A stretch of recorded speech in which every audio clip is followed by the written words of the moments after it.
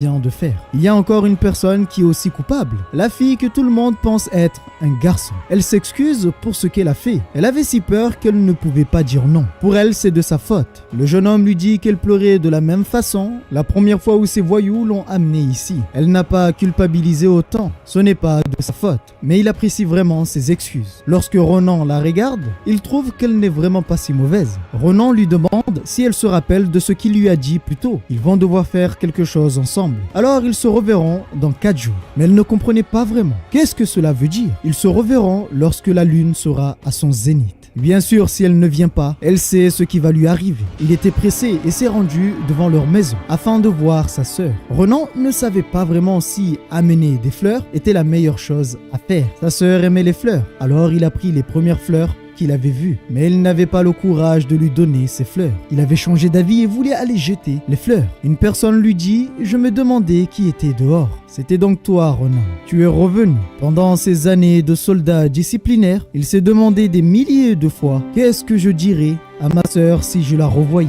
Devrait-il s'excuser pour être parti sans raison? Lui dire qu'elle lui a manqué? Il a pensé à ces choses si souvent qu'il ne comptait plus. Mais toutes ces choses étaient ce que dirait le Ronan qui était soldat, celui qui avait perdu sa sœur. Tout ce qu'il peut dire maintenant à sa sœur, c'est qu'il est rentré tôt aujourd'hui. Son nom est Iril. Elle était assez contente pour les fleurs que son frère venait de lui offrir. Si heureuse qu'on ne voyait que la joie dans son visage. Elle lui demande s'il a bien mangé, s'il veut encore du ragoût. Il a tellement mangé qu'il ne sait plus s'il pourra encore stocker de la nourriture dans son ventre.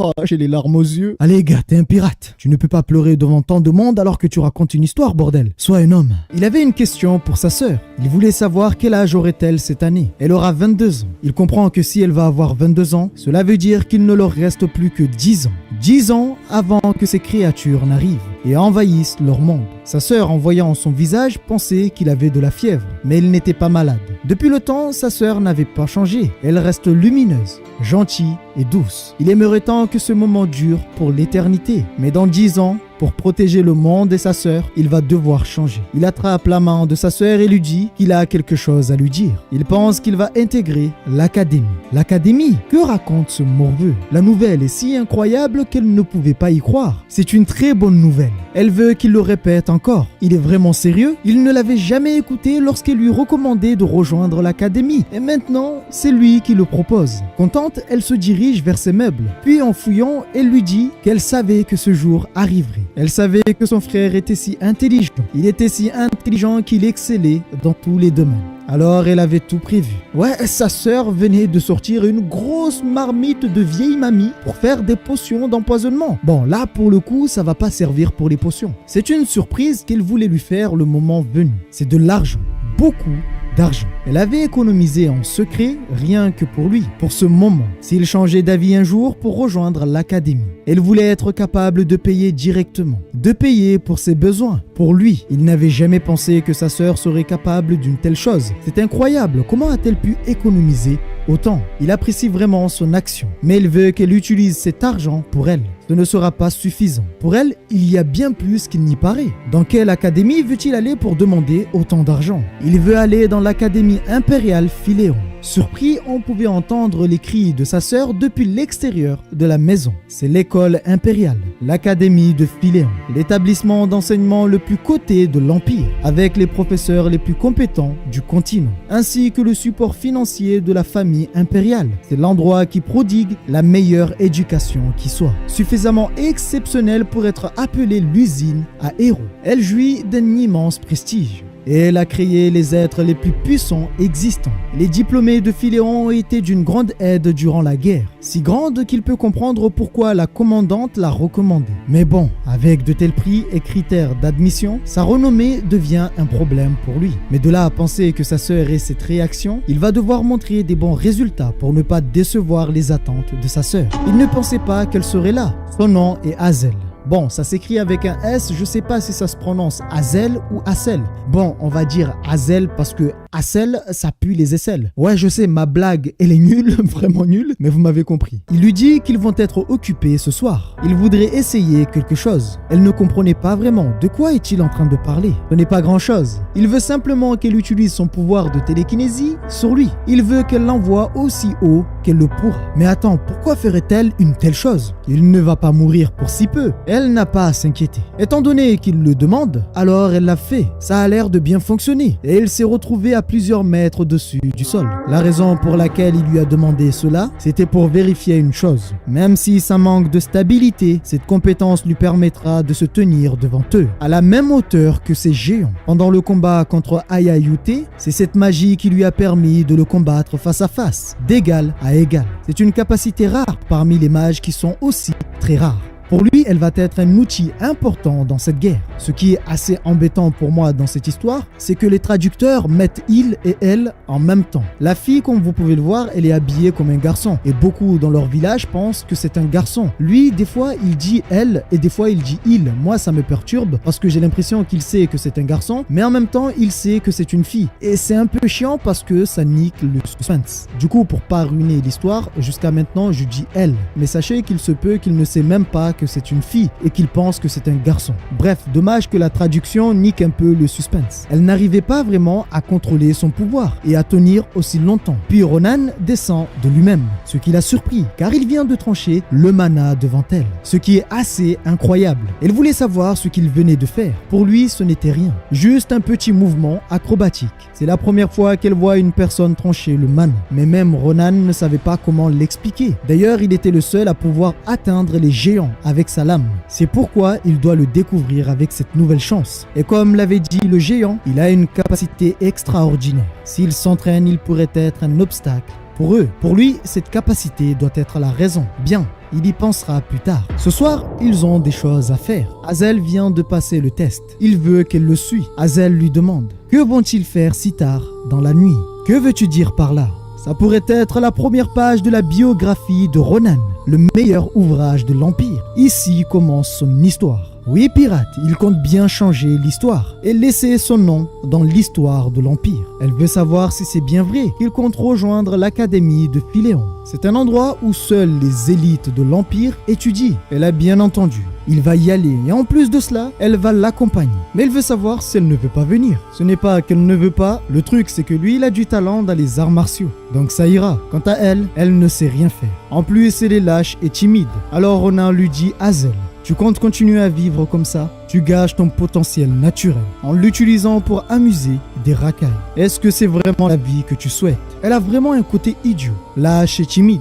Elle chouine comme un bébé, quelle que soit la raison. Et en plus, elle est nulle et a peur de tout. Mais ce n'est pas grave, parce qu'elle peut changer cette attitude à partir de maintenant. Par contre, le temps qui passe ne change pas. Et un jour viendra où elle regrettera, comme lui l'a fait dans le passé. Alors, qu'est-ce qu'elle en pense? Veut-elle changer d'avis? Ses paroles l'ont touchée. Elle ne pensait pas qu'il s'inquiéterait pour quelqu'un comme elle. Elle accepte de venir avec lui et le rejoindre à l'académie. Elle demande à Ronan de lui apprendre tout ce qu'elle doit faire. Pour lui, c'est la première fois qu'elle devient sérieuse et son plan fonctionne à la perfection, comme il l'avait prévu. Il l'avait conduit pour sa première épreuve. Ce sera ses adversaires. Ce sont des gobelins lunaires et celui-ci est leur chef. Alors il veut savoir ce qu'elle en pense. Ils vont bientôt commencer l'épreuve. La majorité des gens les différencient des gobelins normaux grâce à leur peau jaune et leur corps torturé. Mais le vrai trait unique des gobelins lunaires est qu'ils sont obnubilés par l'or et tout autre trésor. Comme nous les pirates, ils tentent des embuscades aux marchands pour voler leurs trésors. Ils sont responsables de tous les vols de la région. Ils organisent des festivals toutes les nuits de pleine lune comme celle-ci, afin de fêter leurs gains de trésors. La raison pour laquelle ils sont ici, c'est pour voler leurs trésors. Elle n'a jamais entendu de telles choses. Comment connaît-il tout ça? Il a ses sources et ne peut pas lui dire qu'il vient du futur. Peu importe. Elle doit juste utiliser sa magie de télékinésie pour mettre tous les trésors dans les sacs, pendant que ces monstres seront toujours en train de dormir. Cela semble assez facile, mais s'ils font une erreur et qu'ils se réveillent, alors ils seront certainement dans une merde pas possible. Pour elle, c'est beaucoup trop dangereux. Il devrait y repenser, ce qui le met plutôt en colère. Comment peut-elle être aussi lâche? Pour rentrer à Philéon, ils auront besoin de deux choses. Premièrement, de l'argent pour subvenir à leurs besoins. Deuxièmement, de l'expérience. L'argent est important, mais ce dont ils auront le plus besoin est l'expérience. Comme elle le sait, Philéon est rempli d'aristocrates recevant un entraînement d'élite depuis leur naissance. Est-ce qu'elle veut gagner contre ces gars? Le seul moyen de le faire, c'est de gagner de l'expérience en risquant sa vie. Et ces monstres sont les parfaits adversaires. Ils vont gagner de l'argent, mais aussi de l'expérience. D'une pierre, deux coups. Alors assez parlé. Maintenant, il faut commencer l'épreuve. Ainsi, Hazel a commencé à voler le trésor des gobelins. Pour lui, c'est parfait. Le dernier sac est rempli. Il lui avait dit qu'elle réussirait. L'expérience est la meilleure chose. Mais en réalité, il ne pensait pas qu'elle serait capable de faire tout ça maintenant. Mais on dirait qu'elle possède bien plus de talent qu'il ne le pensait. Il a enfin trouvé un bon acolyte pour se préparer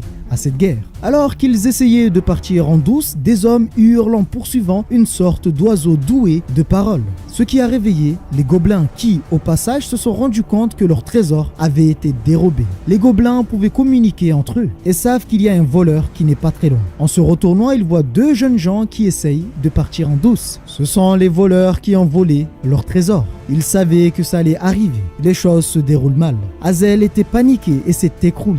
Elle ne savait pas vraiment quoi faire. Devrait-il prendre la fuite? Pour lui, c'est hors de question de prendre la fuite. Il tient en main une épée longue avec une qualité correcte. Il devrait pouvoir en tuer peut-être 50 avant qu'elle se brise. Un coup lui a suffi pour prendre les têtes des 3 premiers gobelins. Elle ne pouvait pas croire ce qu'elle voyait. Du sang coulait de partout. Cela lui fait des gobelins en moins. Il reste plus que 40.